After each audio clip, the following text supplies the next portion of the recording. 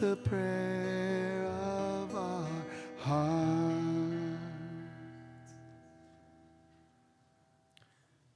Amongst the myriad tragedies that have pained and troubled us since October 7th, the suffering and fate of the Israeli hostages in Gaza has focused the conflict in individual and personal ways. And one hostage in particular became the face of not merely those held in captivity, but in many ways the horrors of the whole experience. Hirsch Goldberg Poland became symbolic of both the enduring agony of the extended conflict with Hamas and the wider sense that these attacks and threats encompassed all Jews throughout the world. As a dual citizen of Israel and America, he seemed to bind the shared grief and fears of all of us. And his recent murder and that of 5 others just hours before an apparent rescue was a crushing blow to the fervent hopes, however remote they may be, that the surviving hostages would soon come home. Hirsch was the same age as my son Benjamin, and so for me there was an even deeper level of identification. Hirsch loved soccer and music, as he was abducted while attending the Nova Music Festival. He enjoyed geography and travel, as does my son. And like Benjamin, he was a vibrant spirit with so much ahead of him, and so much that was lost in the maelstrom of hate and atrocity. In eulogizing his son, an unimaginable task that tries our faith in the just paths of life, Hirsch's father, John Poland, lamented as he inspired, quote, "Hirsch, we failed you. We all failed you. You would not have failed you. You would have pushed harder for justice. You would have worked to understand the other, to bridge differences. You would have challenged more people to challenge their own thinking." And he continued, quote, "The 23 years of life we had with you were a blessing.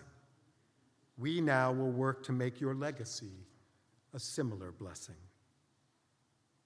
Through millennia of suffering, struggle, and death, we Jews have become adept at striving to find meaning in loss, even tragic loss.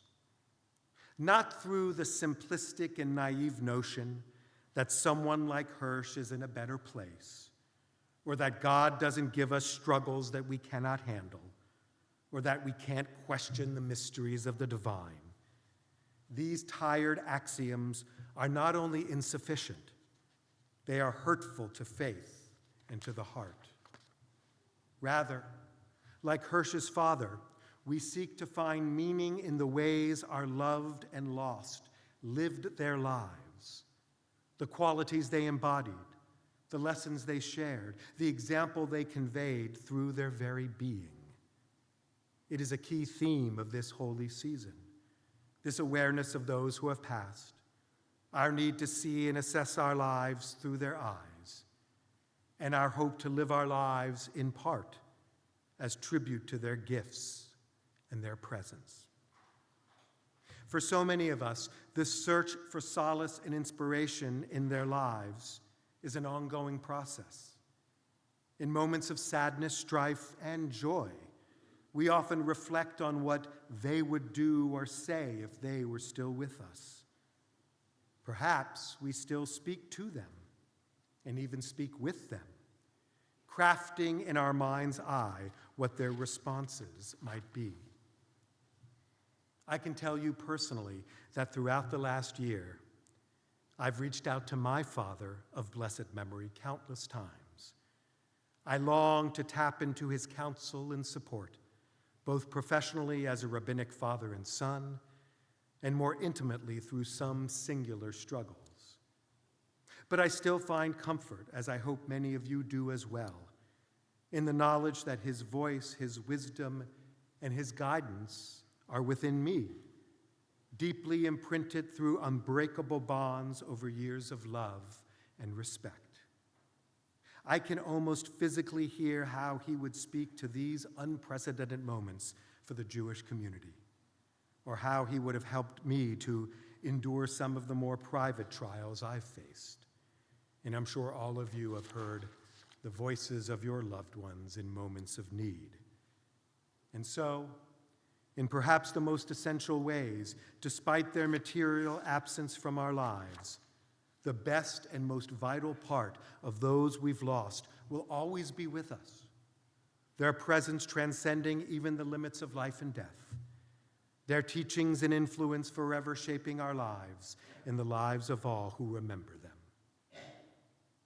In his poignant eulogy, Hirsch's father made reference to a modern Israeli song by Arik Einstein, Ani ve'ata, you and I will change the world.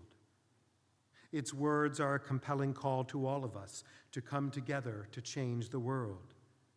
But in this moment of Yizkor, of blessed memory, it is also a reminder that we are always bound to our loved and lost, their soul and spirits intertwining with our own, as together with them we rise to meet the challenges of a broken world. This is that melody.